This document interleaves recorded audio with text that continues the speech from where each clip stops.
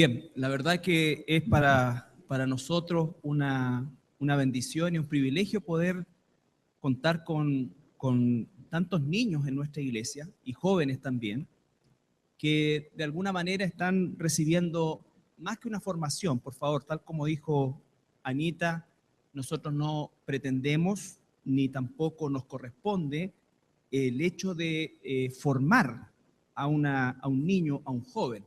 Entendemos que eso, al igual que los procesos educativos que sean, le corresponden principalmente y casi con un privilegio exclusivo a nosotros como padres. Entonces, lo que hacemos como iglesia es, por supuesto, propiciar instancias donde podamos reforzar ese trabajo.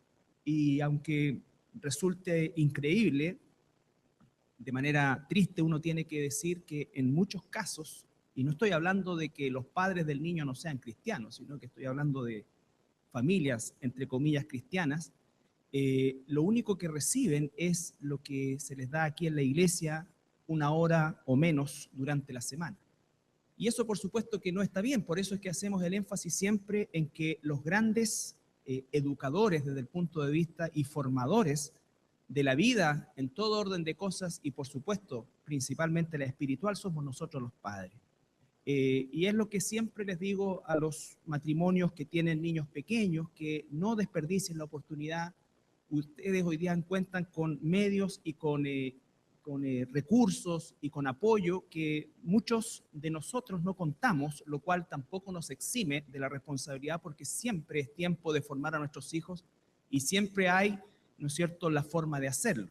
Sin embargo, hoy día cuentan con una iglesia que institucionalmente está bien formada, gracias al Señor, que como decía Anita, también hemos trabajado durante prácticamente todo el año pasado para poder generar un programa de estudios propios, no porque queramos ser exclusivos, sino porque entendemos que la información bíblica, que debiera ser la misma para todos, no se encuentra de la misma manera procesada, ¿no es cierto?, en favor de nuestros niños. Creo que la iglesia en general, y esta es una opinión muy personal en la cual puedo estar no necesariamente en lo correcto, pero creo que la enseñanza de los niños en las iglesias pasa principalmente por pensar que nuestros niños no van a ser capaces de captar cosas complicadas, entre comillas.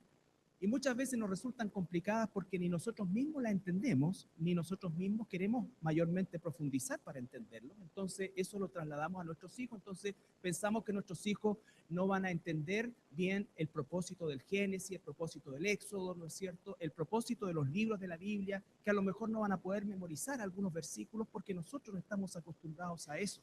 Y entonces la enseñanza en las iglesias se limita básicamente a juegos, a pintar, el arca de Noé, en fin, estas cosas que en definitiva por supuesto que cumplen una utilidad también, pero creo que nosotros desaprovechamos y de alguna manera, digamos, no le damos la importancia que tiene a la enseñanza de nuestros hijos desde pequeño acerca de la escritura. Entonces, fue un proceso largo, pero que estamos confiados en el Señor, va a significar un cimiento para nuestros niños en el cual queremos dejar algunas cosas claras, claves, ¿no es cierto?, en la vida de ellos que vayan mucho más allá de un recuerdo de haber pintado algo o de haber jugado a algo o haber cantado algo. Entonces, esa es la razón de por qué decidimos nosotros no inventamos la pólvora tampoco, pero de alguna manera personalizar el programa de estudio para nuestros niños y nuestros jóvenes. De hecho, nosotros con nuestros jóvenes se está estudiando ya sistemáticamente el libro de Lucas, el Evangelio de Lucas. Se hizo también un estudio, principalmente por parte mía, de los del mejor apoyo que pudiéramos contar, porque es necesario, y llegamos a ciertos comentarios que son, desde mi punto de vista y en la responsabilidad que me compete como pastor, los más indicados para este trabajo. Por supuesto que siempre van a haber instancias que vamos a tener que tratar en una mayor profundidad, pero de alguna manera poder unificar un criterio en función de hermanos que el Señor nos regaló a lo largo del tiempo, y muchos de ellos ya están en la presencia del Señor y que dedicaron su vida a un trabajo realmente sistemático e inspirado por el Espíritu Santo en relación a entender muchas de las cosas que la Escritura nos provee. Entonces, desde ese punto de vista, nosotros nos sentimos realmente agradecidos del Señor, satisfechos también en nuestro trabajo, y saber que efectivamente estamos de alguna manera asegurando, por así decir, una enseñanza a lo menos continua, con un proceso de cambio y principalmente de cambio de nivel, ¿no es cierto? Pero a lo menos vamos a tener la posibilidad de que nuestros niños durante el periodo que permanezcan en el nivel, que es aproximadamente entre 2 y 3 años, puedan tener una enseñanza continua, hilada y por supuesto enfocada a que ellos aprendan las grandes verdades que la Escritura tiene.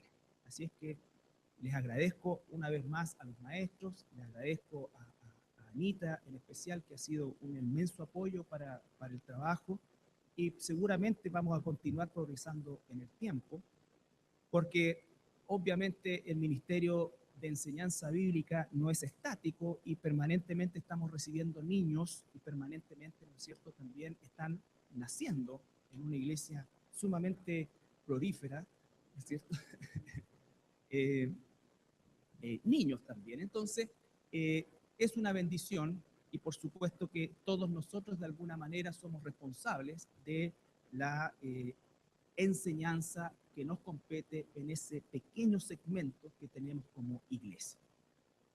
El día de hoy, ya pasando a lo que es el mensaje, no se asusten, no va a ser tan largo, vamos a tener el epílogo, por así decir, de este gran tema que tratamos durante algunos meses, que dice relación con el regreso de nuestro Señor Jesucristo. Y tal como lo propusimos en un comienzo, la idea justamente es partir desde lo profundo o medianamente profundo para llegar a algunos puntos o tips que cada uno de nosotros pueda manejar con la certeza escritural de que lo que tiene en su mente está ampliamente avalado por la Escritura y no ha sido algo que escuchó o leyó de manera casual. Es por eso que nos tomamos el trabajo de ir lo más atrás y explicar, ¿no es cierto?, desde aquello que de alguna manera resulta siempre confuso, como es la profecía, y sobre todo en un libro tan complejo como el libro de Daniel, pasando por los demás profetas que enfocaban exactamente en el mismo punto. Y tal como pasa con los niños, quizás subestimaron ustedes mismos la capacidad de poder entender estas cosas. ¿Por qué? Porque no hay un ejercicio permanente de la lectura de la Escritura, y el hecho de que nosotros entendamos la Escritura no solamente la debemos aplicar en un sentido práctico que hay hoy día en ese afán, en un extremo negativo, que es ese permanente practicismo, o sea, quiero que la Escritura me sirva para. ¿Qué me dice la Escritura en relación a esto? Y la verdad que por supuesto que tiene un efecto práctico, pero principalmente lo relacionado con nuestro carácter. La Escritura nos informa de lo que está sucediendo, de lo que sucedió, de lo que está sucediendo y de lo que sucederá. Y en función de ese conocimiento es que nosotros tenemos que efectivamente permitir que el Espíritu Santo opere en nuestras vidas de manera tal que el primer agradado, el primer regocijado con nuestra forma de vivir sea nuestro Dios, nuestro Señor. Ese debe ser el foco de cada uno de nosotros como hijos de Dios. Por supuesto que lo que ustedes opinen de cada una de las personas o de personas en particular va a estar siempre mediado por cosas que no necesariamente son objetivas. Pero el punto más importante es qué piensa Dios de mí, con todo lo imperfecto que soy, ¿no es cierto? Con todo lo que yo sé que es podrido, pero sin embargo aún así, como dice el apóstol Pablo, me extiendo cada día para poder agradarle a Él. Si le agrado a Él y le desagrado a otros, debo estar tranquilo, a lo mejor triste, pero tranquilo. Pero el punto es, si quiero agradar a otros y comienzo a desagradar a Dios, la tristeza se tiene que transformar en temor. Porque si soy su hijo, efectivamente Él operará una disciplina. Y si no soy, seguiré progresando en esa falta de temor que finalmente va a conducir a lo que es la perdición.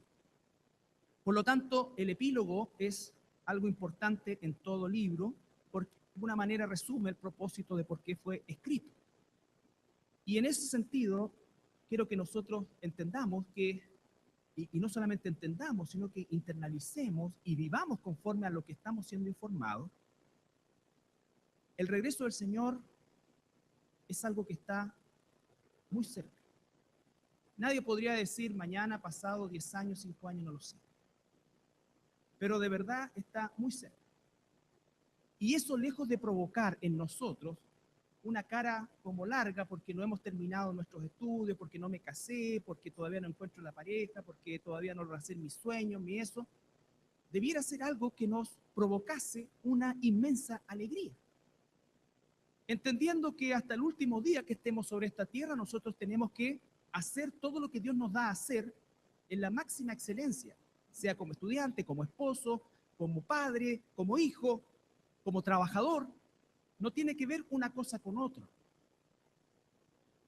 El saber que Jesús está cerca en su regreso no significa que todos vamos a irnos a vivir a un lugar y esperar el regreso del Señor, ¿no es cierto? Y dejar de hacer lo que estamos haciendo. No. Significa que nuestra forma de pensar varía. Nuestra esperanza cambia. Nuestra motivación cambia. Porque lo que hago, lo hago para la gloria de Dios. En el campo profesional, en el estudio, en el oficio, en el trabajo, en la familia, donde sea que me encuentre. Entonces, eso inmediatamente produce en nosotros, y debiera producir en todo hijo de Dios, el deseo de agradar a nuestro Dios. Hay cosas que no vamos a poder cambiar del mundo y de hecho no estamos ni siquiera llamados a cambiar. Visitaba a una persona sumamente comprometida en su salud y por supuesto, como suele suceder en esas situaciones, se piden explicaciones que es una torpeza tratar de dar, ¿no es cierto? Porque la verdad es que creo que ninguno de nosotros puede tener una explicación a situaciones que son de alguna manera, entre comillas, fortuitas, y alguien que nunca fumó, que tenga cáncer de garganta, y alguien que nunca, en fin, hizo tal o cual cosa, que ¿cómo es que eso puede suceder? Y aprendí hace un tiempo, gracias al Señor, que lo peor que puedo hacer es tratar de dar respuestas a eso, porque la verdad que no las tengo y cualquier intento de darla va a ser peor para la vida de esa persona. Y es por eso que es tan importante llevar la verdadera esperanza para cualquier ser humano. Tú hoy día gozas quizás de salud, el Señor ha permitido que tengas buena salud, pero eso puede terminar hoy. Entonces tu sistema de prioridades obviamente se va a ver alterado. Pero ¿por qué esperar a que llegue un momento tan trágico en la vida nuestra para entender que lo trascendental es agradar a Dios y que la verdadera esperanza que tenemos como hijos de Dios es la venida de nuestro Señor Jesucristo, el cuerpo glorificado, la eternidad con Él? La semana pasada hicimos un recorrido, digamos, por la ceremonia o el proceso del matrimonio judío, que obviamente es lo que se explica en el proceso del matrimonio de Cristo con la iglesia. Cada uno de esos pasos, aunque culturalmente corresponde al sistema judío, ¿no es cierto?, nos da claridad con respecto a que el momento que estamos viviendo ahora es exactamente cuando Jesús en Juan 14:7 dice: voy a prepararles, Juan 14:3, voy a prepararles lugar y voy a regresar. Igual que el novio, que todavía no se concreta el matrimonio, pero ya está desposada la iglesia, está en este momento el Señor preparando un lugar para cada uno de nosotros y Él va a venir a buscarnos y nos va a llevar. Y después de 7 años, Él nos va a traer porque nos va a presentar al público en general, por decirlo de alguna manera, que era el efecto que se efectuaba, que se hacía, ¿no es cierto?, después de los 7 días de celebración que normalmente duraba las bodas. Eso es la segunda venida ya en gloria y majestad, donde todo de relámpago de oriente a occidente, todo ojo lo verá, y en fin, todo lo que hemos aprendido. Entonces, en función de todo lo que estamos sabiendo, y dentro del mismo marco, esta semana, aquellos que están pendientes de lo que pasa en Israel, El 20 de marzo salió una noticia que quizás para el mundo común y desgraciadamente para gran parte de la iglesia no tiene mayor trascendencia. Pero el 20 de marzo, juntamente con la reelección de Benjamín Netanyahu, el primer ministro del ala, entre comillas, conservadora, que no va a seguir cediendo territorios a los árabes y que además ha declarado que hay un plan y un proyecto para la reconstrucción del tercer templo efectivo. Y esto generó que el Instituto Templo abriera, por así decir, los archivos o su información guardada y declarar que efectivamente el altar para los sacrificios que se encuentra en el patio del templo, un altar prácticamente de 3 metros de alto, hay una rampa. Nosotros tuvimos la oportunidad de ver una réplica exacta del altar de Salomón, que es de donde se inspira esto, en la ciudad de Salomón, y está esto listo y ya están por, entre comillas, graduarse los primeros sacerdotes que han estudiado durante 15 años el oficio del templo. Entonces, esto lo único que hace es seguir entregando información de que el regreso de nuestro Señor Jesucristo es cada vez más inminente. Y como eso es así, y el cristiano verdadero que reconoce la gracia de Dios con la iglesia y reconoce la existencia de Israel como pueblo de Dios, sabe que todos estos eventos están encaminándose cada vez más al regreso de nuestro Señor Jesucristo. Cada uno de esos elementos, ¿no es cierto?, se ha ido construyendo a lo largo de los 25 años que tiene este Instituto Templo, y una de las cosas que no querían construir porque no había dónde exactamente colocarlo y conservarlo por la magnitud que tiene, era justamente el altar del sacrificio, que no es el altar del lugar santísimo, sino que es el altar donde los sacerdotes diariamente están realizando una serie de holocaustos que se encontraba fuera del templo o en el patio del templo, en el patio o el atrio exterior en el caso del tabernáculo cuando estaban en el desierto. Entonces, toda esa información en la cual nosotros también como iglesia hemos tratado de introducirnos para no vivir en esa ignorancia que habitualmente vive el pueblo de Dios, siguiendo cualquier corriente y cualquier destello de luz que le sea atractivo, casi como ese chiste donde hay humo y asado, decía alguien perturbado que iba detrás de un tren. Entonces, a carbón, por supuesto. Entonces, no eléctrico, es un chiste antiguo. Entonces, así está la iglesia, de, por aquí, está allá. Entonces, pierde de vista lo que es relevante. En 2 de Pedro, capítulo 3, versículo 11.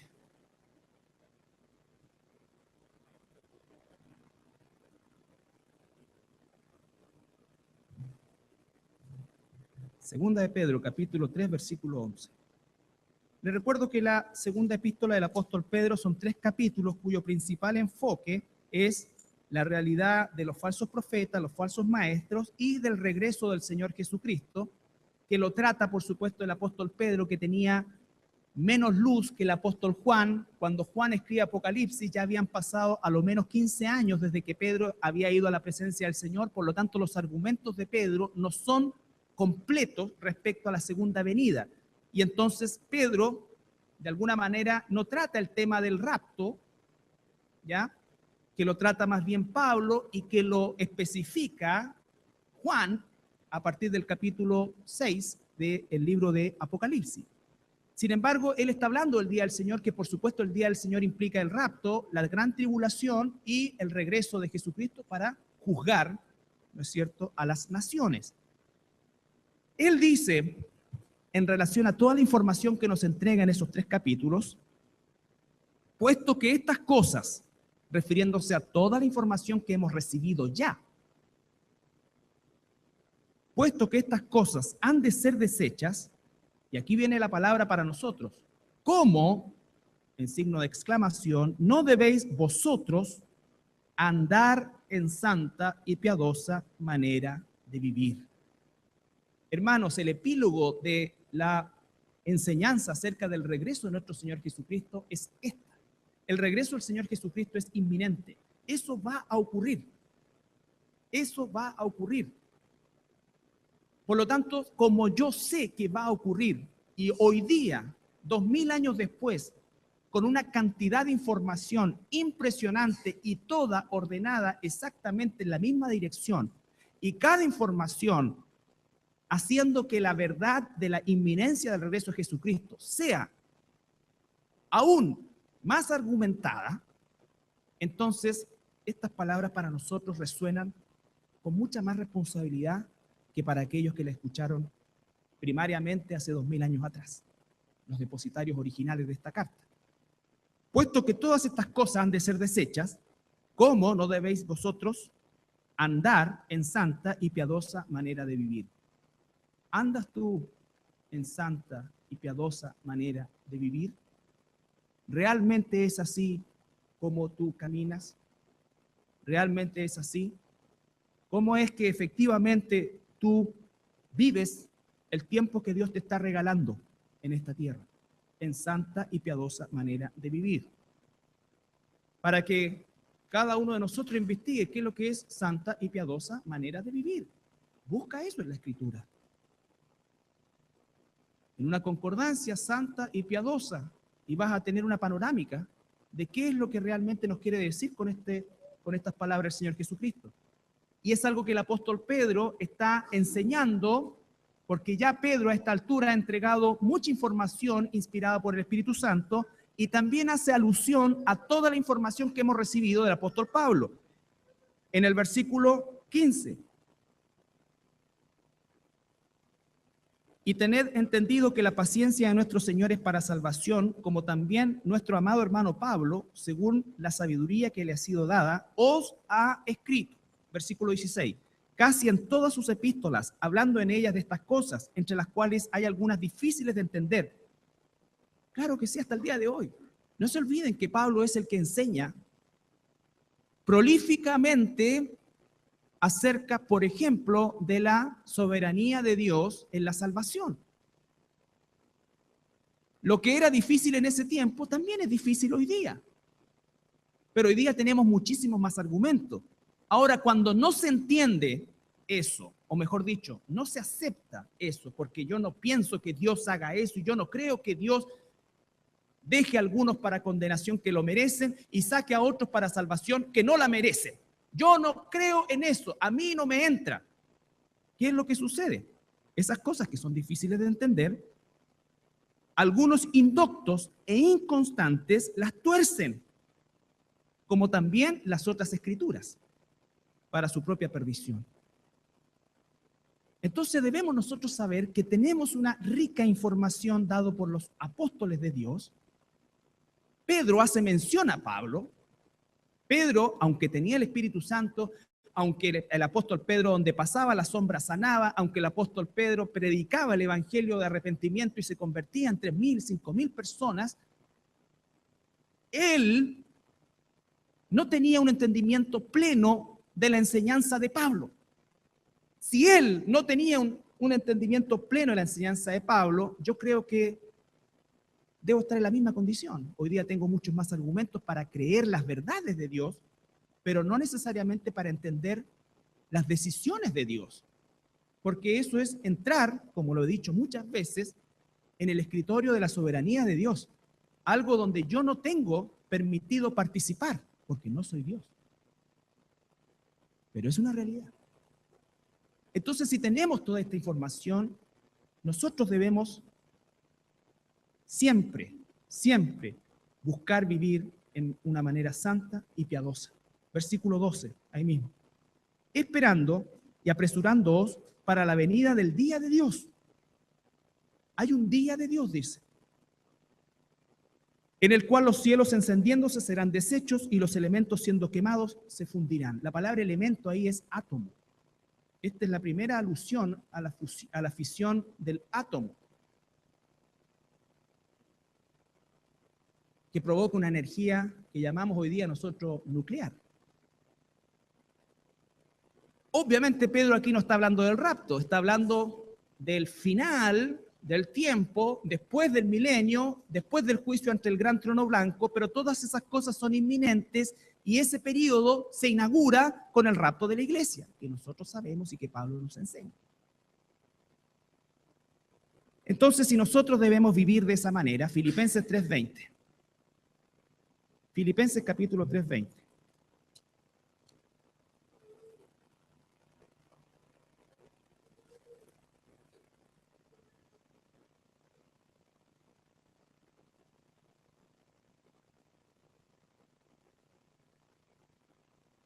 Filipenses capítulo 3, versículo 20.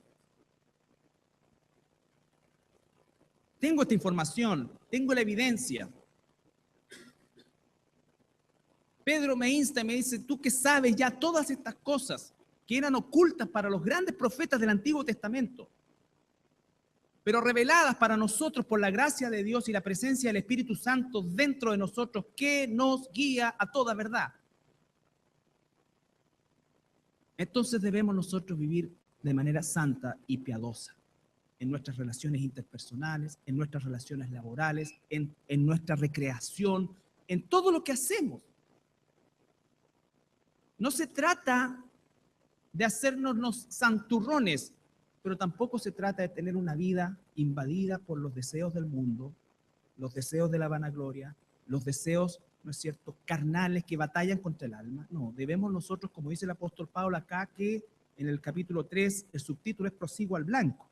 Y el versículo 12 nos deja de manifiesto la realidad bélica, por así decir, que Pablo tenía con el pecado y con su situación personal, y dice no que lo haya alcanzado ya, es decir, él no, y estamos hablando de que esta carta a los filipenses es probablemente la última carta que el apóstol escribe desde su segundo encarcelamiento en Roma, y él declara no que lo haya alcanzado ya, ni que ya sea perfecto, sino que, y ahí está la palabra clave, prosigo. Hay algunos de ustedes que ni siquiera han empezado.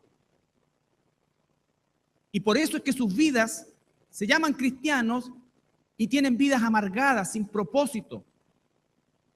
Porque todavía están esperando, como dice Luis Jara, un golpe de suerte.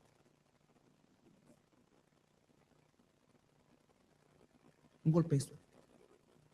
Ahora sí, esto, y acá. Y todavía juegan al quino, al loto, al raspe y todas las cuestiones, porque en algún momento... ¿Por qué? Porque no disfrutan la vida que Dios nos ha dado. Porque sus propósitos no son los propósitos de Dios. Porque su existencia no gira en torno al propósito de Dios. Su existencia gira a sus propios propósitos, sus propios deseos. Que vuelvo a insistir, la Biblia dice, deleítate en el Señor y Él te concederá las peticiones de tu corazón. El punto es que el 90% del mundo cristiano quiere que Dios le conceda las peticiones de su corazón, pero no se deleitan en el Señor. Entonces Dios no les da. ¿Por qué? Porque sus peticiones son malas, aunque crean que son buenas y las necesitan. Si una persona, si un hijo, una hija de Dios se deleita, no que es perfecto, no que es perfecto. Aquí el mismo apóstol Pablo dice no que lo haya alcanzado ni que sea perfecto, pero prosigo. Si un hijo de Dios verdaderamente está en esa situación, lo que venga a su corazón, ¿sabes qué? Hágalo. Porque es Dios quien está gobernando eso. ¿Quiere viajar? Viaje. ¿Quiere comprar eso? Cómprelo. ¿Quiere ir de vacaciones? Vaya.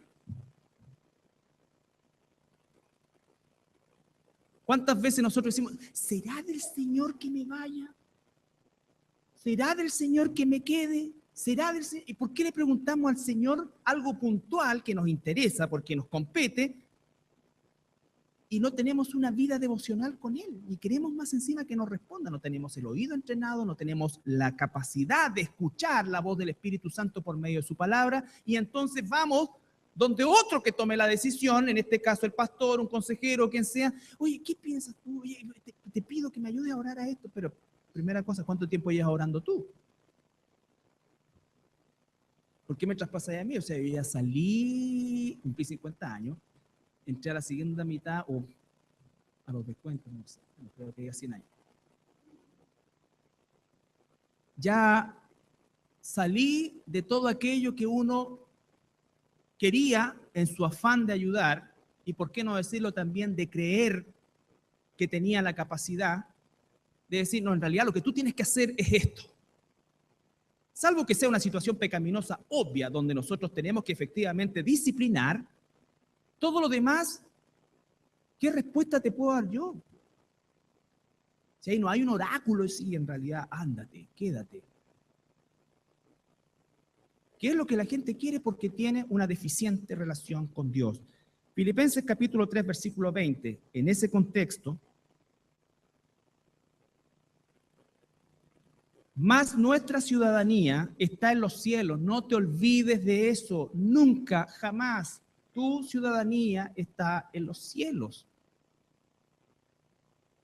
Mientras tanto, estamos peregrinando por este desierto, que aunque en algunas partes se vea un poco más florecido y como que las cosas no están tan mal, pero es un desierto. No está hablando de un desierto en el sentido, aunque sí, nuestra zona en general y principalmente está literalmente desértica desde el punto de vista del agua, pero cuando habla de la palabra desierto, acá se está refiriendo en la escritura principalmente no al desierto físico, sino que al desierto espiritual. Vivimos en un mundo que aborrece a Dios. Vivimos en un sistema de pensamiento que aborrece a Dios. No hay nada floreciente en este mundo a favor de Dios. Todo lo contrario. Entonces estamos en un desierto desde ese punto de vista. Y dice, más nuestra ciudadanía está en los cielos, de donde también, ¿qué cosa? Esperamos al Salvador, al Señor Jesucristo. Y mira qué promesa maravillosa, el cual transformará el cuerpo de la humillación nuestra, para que sea semejante al cuerpo de la gloria suya, por el poder con el cual puede también sujetar a sí mismo todas las cosas. Esa es la bendita esperanza de nosotros como hijos e hijas de Dios. Esa es la bendita esperanza. No hay promesas para esta vida desde el punto de vista de que no te vas a enfermar, de que no te va a ir bien, de que esto, de que todo aquello, que no, no hay esas promesas. Todo lo que vivimos es porque Dios permite que sea y en todo tiene propósito. No te olvides Romanos 8, 27. A los que aman a Dios, todas las cosas les ayudan a bien, porque el propósito más grande de Dios es transformar nuestro carácter al carácter semejante al de su Hijo. Y aunque hoy no lo hemos alcanzado, si Dios nos da vida, tenemos que seguir extendiéndonos, de manera tal que llegue ese día y nos encuentre, como dice la misma Escritura en 1 Timoteo, como obreros aprobados, que no tenemos de qué avergonzarnos. No tenemos que ser obreros perfectos porque no lo vamos a hacer, pero sí podemos ser obreros avergonzados, porque ni siquiera lo que podíamos o debíamos hacer lo hicimos. Entonces, cuando hablamos del epílogo para toda esta enseñanza, no es solamente para que tú tengas una cabeza escatológica y hables mucho y las teorías y todas estas cosas así, sino para que en realidad creas, porque al final esto es un asunto de fe. ¿Por qué muchos cristianos viven tan amargados, tan faltos de propósito, teniendo toda esta información, como dice el apóstol Pedro? Es porque, aunque la saben, no la creen, porque si la creyeran vivirían de manera distinta. ¿Cuántos de los que están aquí saben que la oración es realmente poderosa? No levanten la mano. Pero ¿cuántos oran intensamente? ¿Y por qué no oran? Porque al final lo que saben no lo creen. No lo creen. ¿Cuántos saben que dar a Dios en lo material, por ejemplo, que nunca lo hablamos? El dar a Dios, ofrendar a Dios sistemáticamente, generosamente, hace que nosotros no nos volvamos avaros. No porque Dios necesite, sino que es una manera de controlar nuestra avaricia. Y sabe que Dios nunca nos va a desamparar. ¿Cuántos tienen esa información? A lo menos la gran mayoría. ¿Cuántos lo hacen? La gran minoría. ¿Por qué? Porque no creen. Y punto. Si no hay otra cosa. Si tú crees en algo, de verdad, tú lo vas a hacer. Entonces, esa es la situación. Si yo creo de verdad que el Señor Jesucristo está a las puertas de venir por nosotros como su esposa en el rapto, entonces no voy a tener mayor problema de buscar y luchar por vivir una vida de santidad. Una vida de santidad. ¿Hasta cuándo le estamos diciendo a los esposos viejos ya porque se porten como esposos cristianos? ¿Hasta cuándo le estamos diciendo a las esposas cristianas que se porten como esposas cristianas?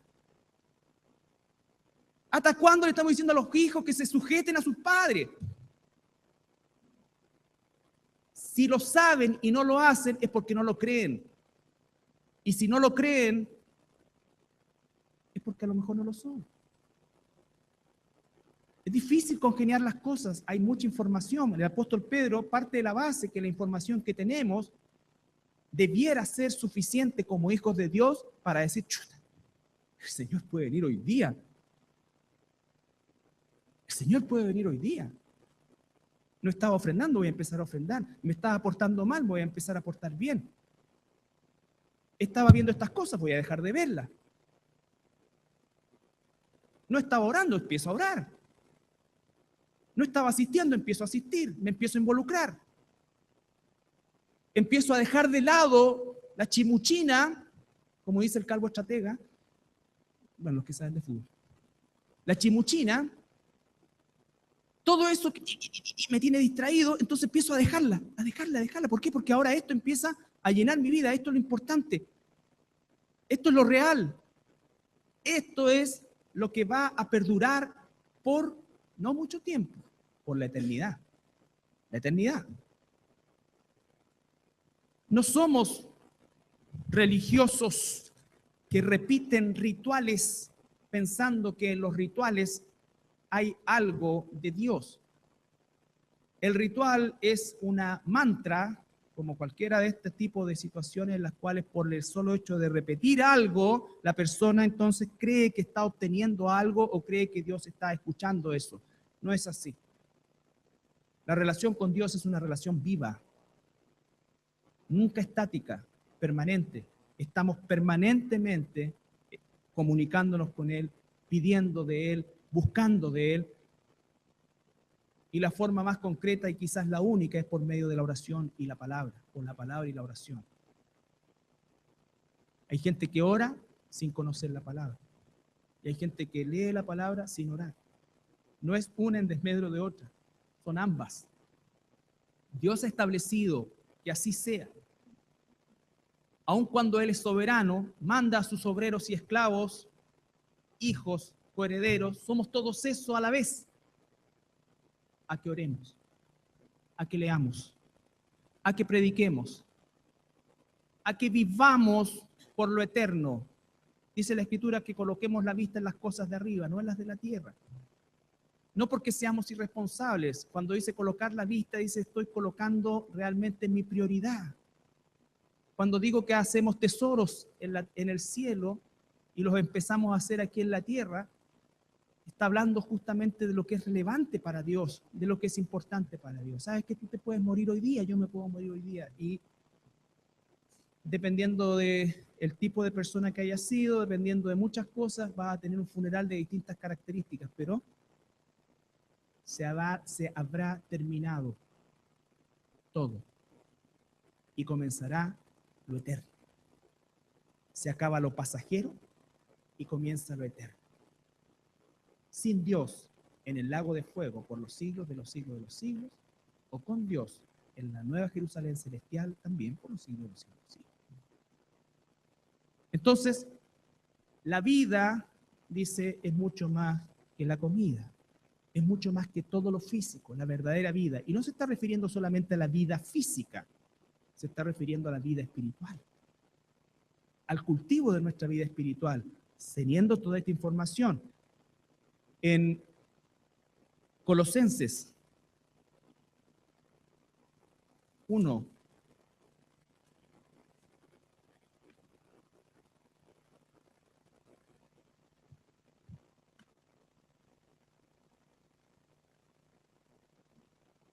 versículo 9 al 13. Colosenses 1, 9 al 13. Otra promesa. El apóstol Pablo le habla a nuestros hermanos en Colosas, por lo cual también nosotros, desde el día que lo oímos, no cesamos de orar por vosotros, la intercesión, y de pedir que seáis llenos del conocimiento de la voluntad en toda sabiduría e inteligencia espiritual. Ahí hay tan riquísima información. Fíjese lo que está orando el apóstol y los hermanos que estaban con él. No cesamos de orar por vosotros y de pedir que seáis llenos del conocimiento de su voluntad en toda sabiduría e inteligencia espiritual. Inteligencia espiritual. Hay cristianos que son sumamente inteligentes en distintas áreas, pero sumamente torpes en lo espiritual. ¿Por qué? Porque no adquieren esa inteligencia, porque al igual que cualquier habilidad que nosotros adquirimos, tenemos que entrenar.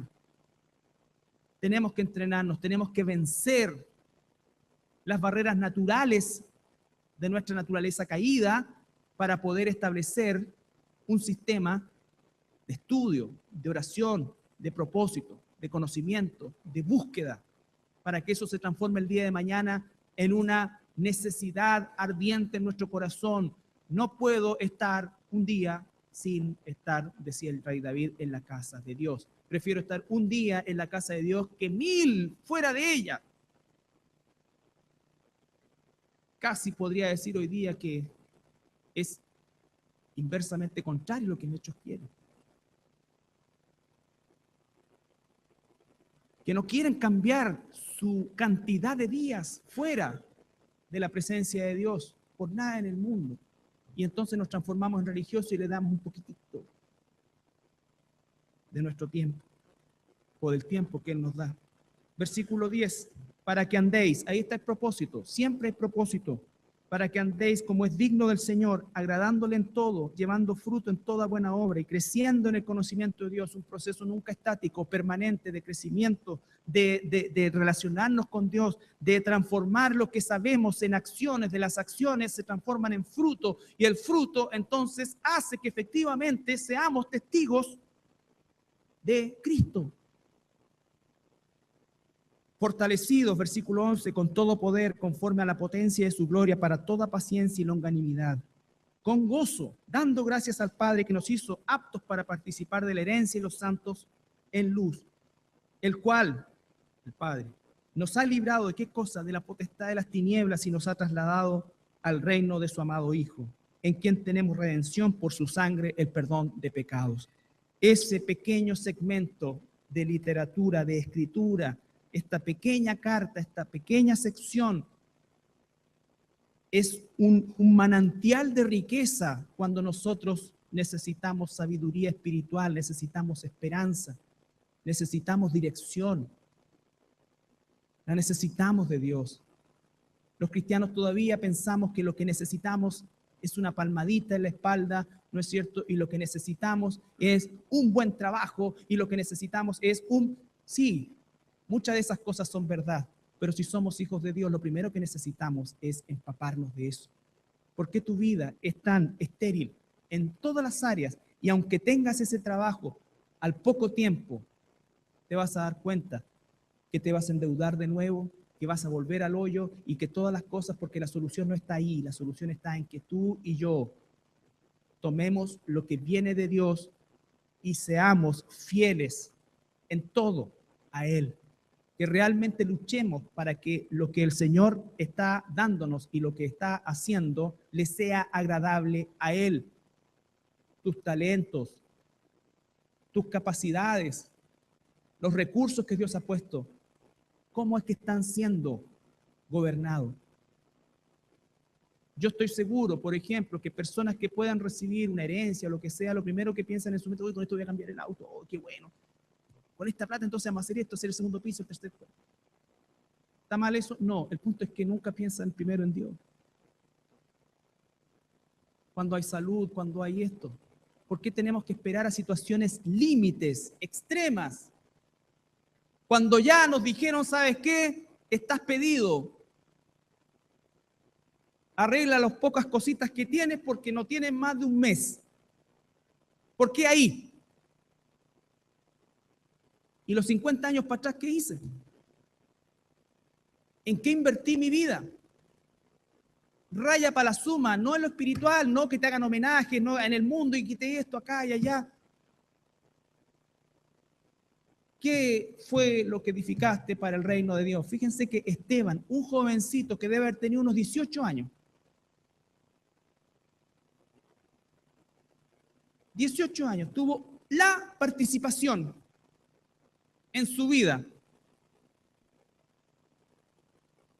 Pero hasta el día de hoy nos enseña de su valor, nos enseña de su amor, nos enseña de su misericordia. Cuando Él dice, Padre, perdónalos porque no saben lo que hacen, no les tomes en cuenta este pecado. Nos enseña del manejo que tenía de la Escritura. Se para frente a los doctores de la ley, los confronta, no con sus opiniones, no con lo yo creo, yo pienso, sino con lo que dice la palabra. Y los deja callados y provoca una ira tan espantosa que dice la Escritura que se pusieron a gritar y lo arrastraron para afuera para matarlo. Que es la única manera de acallar a un hijo de Dios. Cuando nosotros hacemos, ¿por qué? Porque no tenemos argumentos. Entonces la gente escucha cualquier cosa hoy, ¿sabes qué? No, yo mira, leí el otro día que no hay rapto. Ay, no creo que no hay rapto. Oye, yo leí que no hay esto, que acá, que no hay tribulación, que esto, que... Y cree, cualquier cosa. Porque no tiene un parámetro. Y hermanos, la inversión que la iglesia hace en enseñanza es altísima. Desde todo punto de vista. Desde todo punto de vista. La avocación, si es que está bien dicho, nos abocamos a que tú en todos los ministerios, por supuesto, no perfectos, pero el foco casi único de la iglesia es apacentar con pasto sano a cada uno de sus integrantes. Nosotros no estamos abocados a terminar con la drogadicción, no estamos abocados con terminar con la injusticia, no estamos abocados, no, estamos abocados a que la gente esté preparada y que aquellos que no son hijos de Dios escuchen la voz de su pastor, se conviertan a Él y cuando se conviertan a Él van a dejar las drogas, van a dejar la pornografía, van a dejar todo eso. Nosotros no somos redes sociales. Nosotros somos hijos de Dios, estamos puestos acá como embajadores de un reino que debiera ser sumamente atractivo aún para el más impío que conozcas. Eso es lo que somos nosotros. Por supuesto que tiene que haber caridad en cada uno de nosotros. Si cada uno de nosotros comparte lo que tiene, no necesitamos tener un ministerio de caridad, ¿no es cierto? Y que vamos y hacemos esto, y claro, y todos se sienten re bien porque nos sacamos fotos, con los niños pobres y todo. Y decimos, eso quiero yo. Lo que tú quieres es sentirte bien. Porque ¿sabes qué? Tienes un primo, tienes un hermano que gana el mínimo, ¿no es cierto? Y tiene su refrigerador pelado. No, pues que yo me dejé de hablar muchos años con él. Entonces, hermanos, tenemos que nosotros confrontarnos con un espejo, que es la palabra de Dios, y realmente decir, estoy viviendo en santa, justa y piadosa manera. Si no es así, somos hijos de Dios, bendito sea el Señor, que abogado para con el Padre tenemos a Jesucristo el justo, y Él entonces nos perdona y nos vuelve a dar otra oportunidad. Pero no podemos nosotros seguir viviendo de la misma manera. No podemos seguir viviendo, es decir, podemos, no debemos vivir de la misma manera. Con todo lo que hemos recibido, con toda la información, sabiendo que Cristo hoy día está ahí, a las puertas, nos estamos preocupando por la chimuchina de muchas cosas que incluso no nos competen. Y estamos perdiendo de vista el propósito central de la existencia que Dios nos permite tener. Tú estás vivo hoy día porque Dios quiso que estuvieras vivo, no porque tienes buena salud, ni porque te levantaste temprano, ni porque no saliste anoche, no. Tú estás vivo porque Dios quiere que estés vivo. Y si estás vivo, tú tienes propósito todavía para Dios si eres su hijo o su hija. Cuando la Biblia dice vive un día a la vez, no se está refiriendo a vivir sin planificar, no, sino que sabiendo con la intensidad de que hoy puede ser el último día mío sobre la tierra, ya sea que muera o que el Señor regrese. Y esa inminencia, hermanos, es hoy algo realmente cercano, realmente cercano. Así es que vivamos en santa, piadosa y justa manera de vivir, de manera tal que agrademos a nuestro Padre, que en su infinita misericordia, en su gracia maravillosa, inmerecida absolutamente para nosotros, nos tiene absolutamente informados. Nosotros sabemos lo que va a pasar, sabemos lo que está pasando, sabemos lo que va a pasar, sabemos a dónde va el mundo, sabemos toda la historia. Y si sabes toda la historia y de verdad la crees, tú y yo vamos a vivir de manera distinta. Eso te lo aseguro. Nos ponemos de pie para orar.